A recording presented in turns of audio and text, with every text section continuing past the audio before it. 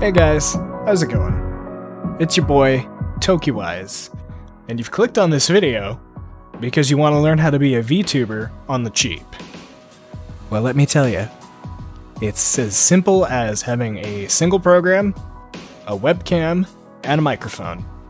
And we're going to break all that down for you today. You're going to need two software components for this. You're going to need VMagic Mirror, and you're going to need a VRM file, which is the base file for this, for having this little guy down here in the corner. The VTuber, as they call it. Anyways, so I think we'll cover an easy spot to get VRMs first. So I've got, let's just open VRoid Hub URL. So the place you want to go is the VRoid Hub, and I know it's all in Japanese. We can just translate that to English. There we go. So there's tons of stuff here, but what we're looking for specifically, I believe, VRM doll play. I've never actually translated this page to English, but that's generally where I click, and it'll bring you to this page here, and it'll open up a character page. And here you'll see just a bunch of different basic VRM avatars. Apple G looks kind of cool. Yeah, fine. For demonstration purposes, we'll open up Apple G here. Just open that in a new tab. And it's going to load a 3D rendering of this model here for you to look at. I like the green. Nice. But once you find a model that you like here on VRoid Hub, you can scroll down and you'll just have to check. It says download is not allowed here, so we can't download this, which is fine. You don't necessarily have to download it, because here in VMagic Mirror, they have the option to load from the VRoid Hub. So if you click on this, it will have you link your account, your VRoid account, with VMagic Mirror.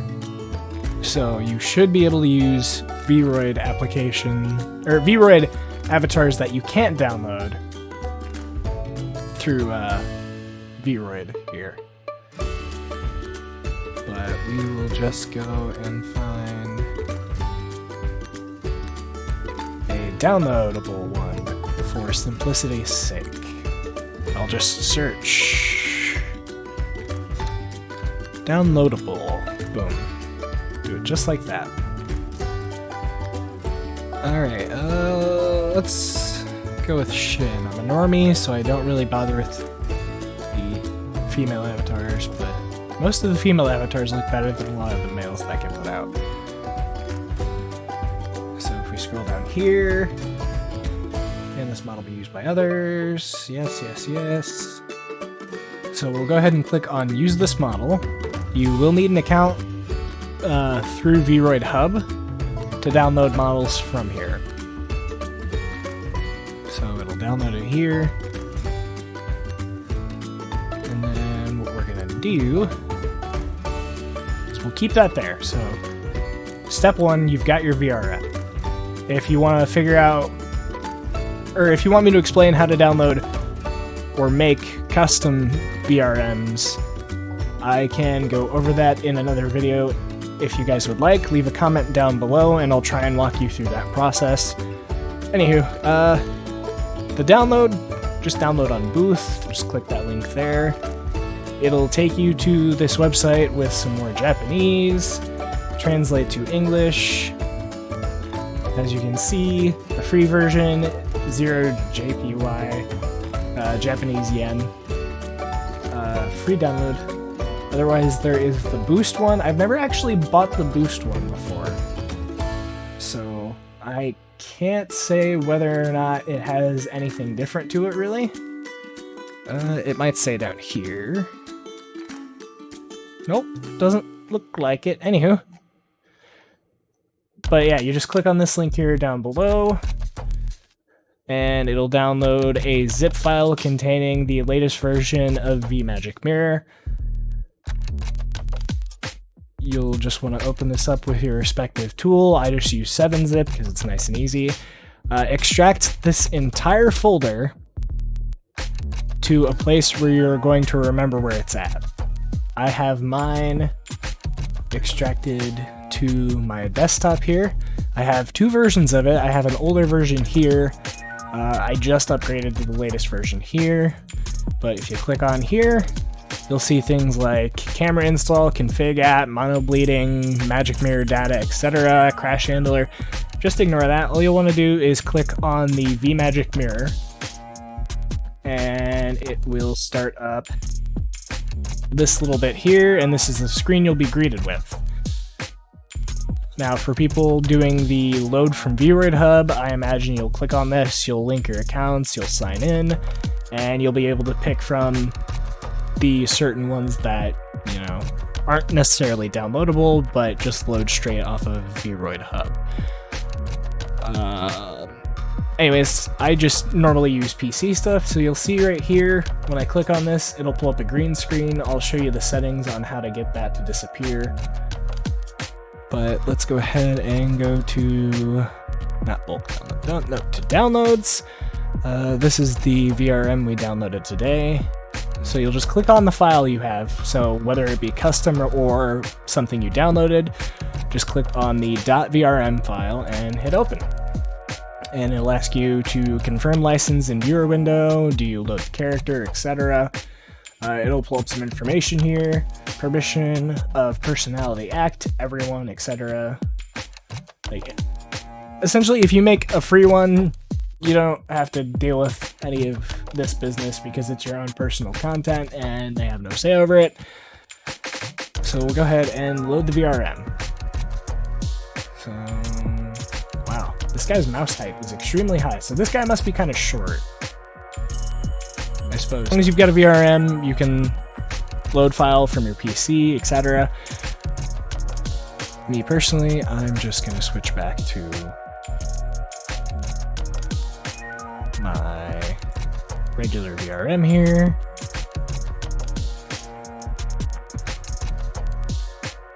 There we go. Good old TokiWise. Okay. So, now that you have a basic understanding of where to get VRMs from and how to upload them into the vMagick Mirror application, let's go over some of the settings. So first off, we're going to take a look at the streaming setting. Now the streaming setting, here's where you can get the transparency effect. Otherwise, it's just going to have this green screen behind it like I have now. So you'll go ahead and click transparent window. If you do not have one transparent drag character, you essentially just won't be able to click on this guy. You won't be able to move him around at all. So that can be handy in, say, FPS games. I play a lot of Destiny 2, and sometimes I occasionally stream it at twitch.tv/TokiWise, link down in the description below. But if you have this enabled when you're playing first-person shooters, you can actually click off of your screen. Hell, I think even Among Us, you can just at some point accidentally click this and just kind of start dragging it around your screen like so. But it says when transparent drag character, so you can click on that and you'll be able to move your character around, kind of get him in the background, etc. Here's where we've got the keyboard settings and stuff.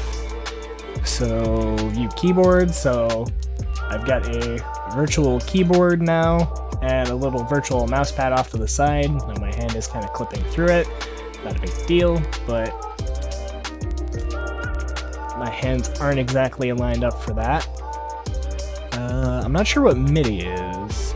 Oh, MIDI, like so if you do music, I suppose. it can be like a MIDI controller display for your avatar. And then there's the gamepad, like I mentioned earlier, so you've got the little gamepad guy. I don't have my gamepad currently hooked up because I don't really use it. I'm a mouse and keyboard guy. There's the avatar shadow option, where if you have the appropriate settings, you can have a shadow behind you. I don't think I do. Wind effects, if you're using dynamic bones on your avatar. I think you can get like hair blowing motions and whatnot. I don't personally have any dynamic bones in my hair. Typing effects, I've never really gotten these to... Well, actually, hold on. Let's turn the keyboard on and let's go to light. Ah, yeah, so the keyboard will light up on the keys where you type. Or you can set it to ABC text. Oh, that's neat. Anywho, I usually just have the keyboard off, because I usually have my guy way down here. Alright. So next thing, you'll have the calibrate position right over here under face. If we go ahead and click calibrate position, it should check your webcam and make sure all of your stuff is working. Image-based hand tracking, I haven't had too much luck with it, but if I turn it on here, and then I just kind of like, yeah, like it's pretty buggy at this point, because like it has to be able to see your face, but it also needs to be able to see your hand, so I haven't had much luck with it, because the tracking distance on this webcam is kind of close. So I'm usually fairly close to my webcam at all times. There's the eye look target, so if you turn it on to like mouse, your head will kind of follow your mouse as it moves around. So like if I back up, so you don't even necessarily need a webcam, you just need a decent mic, but your head will track the mouse. Pretty simple. I look at target user.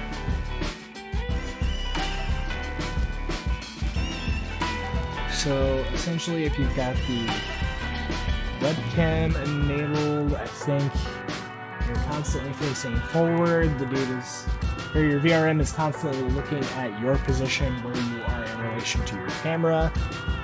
And then there is none, which that's essentially the same as just leaving all three of these unchecked, to my knowledge. Alright, EX Tracker, there we go, External Tracker. Features to use external tracking applications. So yeah, during this, using this, it disables the web camera-based tracking and the eye motion to see the mouse pointer. External track, I'm not going to enable it because all I currently use at the moment is a webcam and a microphone. So, and then there's eye facial mocap. You can connect an iPhone to this and essentially use your iPhone as your webcam. So if you have an iPhone but not a webcam, you could link your iOS or your iPhone or your iPad, your iOS device, to the iOS app and use an external camera like that. I haven't experimented with it because things like that tend to have high latency and I just generally don't bother. Back to home, we can open up the actual settings window here. And this is where a lot of the stuff comes from. So like this controls, like if I wasn't in a transparency window, I could run variation of color from red, green, and blue. I just keep it maxed out on green in case I ever need to use a green screen effect through like OBS for any reason. Generally speaking, this dude, like he's physically here for me as well, so I normally just run my stuff in screen capture mode when I'm using this guy, because you know, it's just constantly down there. So Streamlabs OBS, or in this case OBS, can pick it up as long as I'm capturing like my desktop in general. Virtual camera output, that also has that does things with the extra motion thing. I think it's for the iOS, I'm not sure. Character transparency support, so this guy... transparent if drag characters off. Okay, so this affects like the transparency when I hover over the character, so I can set it so it's just not transparent when I go and hover over and click on the character, or I can make him transparent so I can kind of see what's behind him when I move my mouse here. If you don't want your character randomly becoming transparent during gameplay, you'll want to set this all the way down. So like even when you're playing an FPS like in Destiny, for instance, like I mentioned earlier, your character will remain solid. Alpha when transparent, transparency level, etc. Motion. Here you can select what microphone you're going to be using and what webcam you'll want to be using. I'm currently using a AT2020 mic through a RTX voice application for buttery smooth audio, and I'm using a Razer Kaiju. It's, like I said, not the best camera in the world. It only does 720p, but it's got a really nice ring light attached to it. Image-based hand tracking, we've gone over that. Auto blink during face tracking. Like I said, my camera isn't completely reliable. Sometimes it catches when I blink. My eyes generally don't close all the way when I'm using the camera to test my blinks. So I just keep auto blink on for the sake of being able to blink completely. Enable mouse motion to FPS assumed mode. So, I guess this smooths out like first-person shooter mouse motion, so if you do have your mouse hand constantly running, it shortens the travel distance on your hand, and it also smooths out the motions in general. Presentation like hand, you turn this on and you can essentially you can kind of kink your arm around with your mouse. I don't use that very often because I don't like present things very much.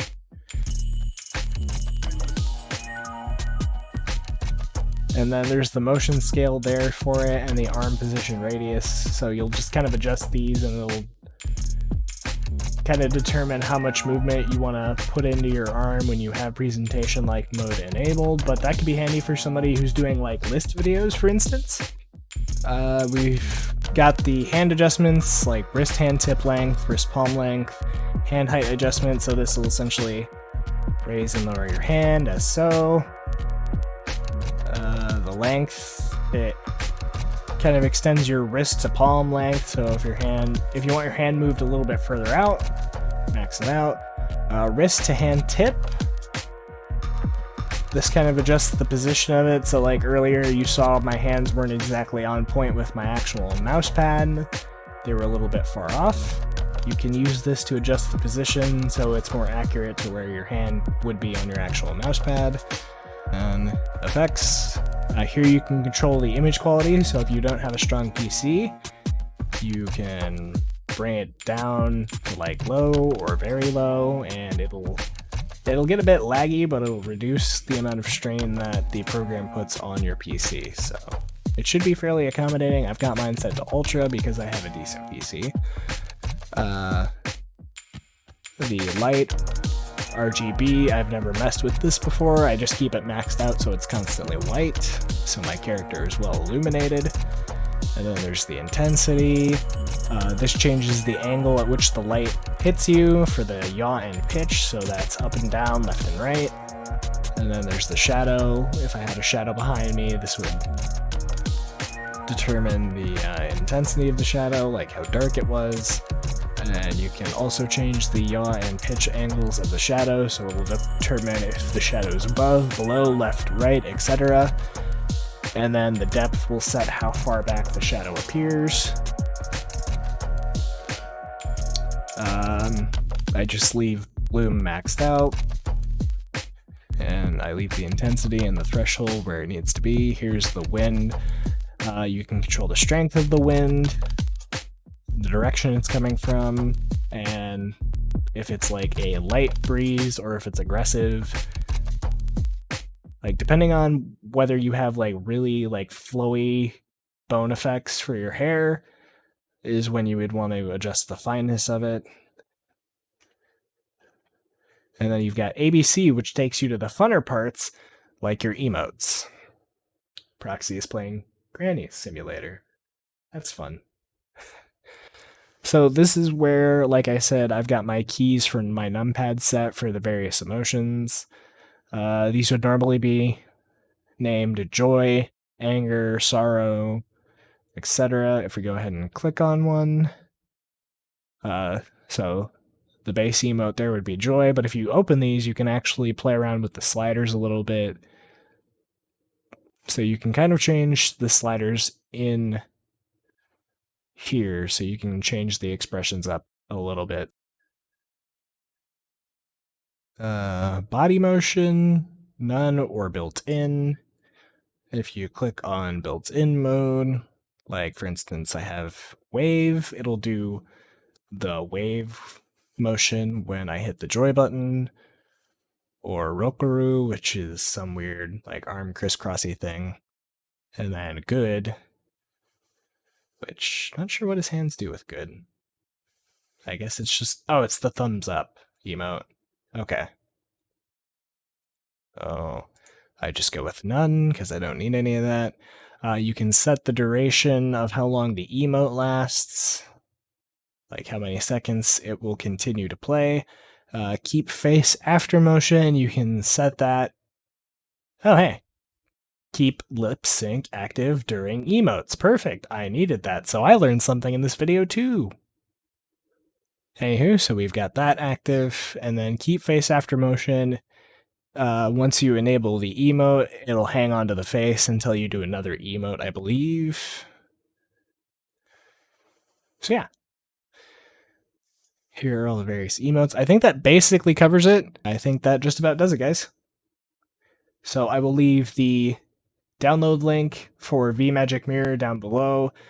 I will also leave a link to VRoid Hub down below, and my various social links like my Twitch, Twitter, etc. I'll leave those all down below. If you enjoyed watching, let me know. Stop by the stream sometime if you want. Anyways, my name is TokiWise, and I still don't know how to end these. Bye!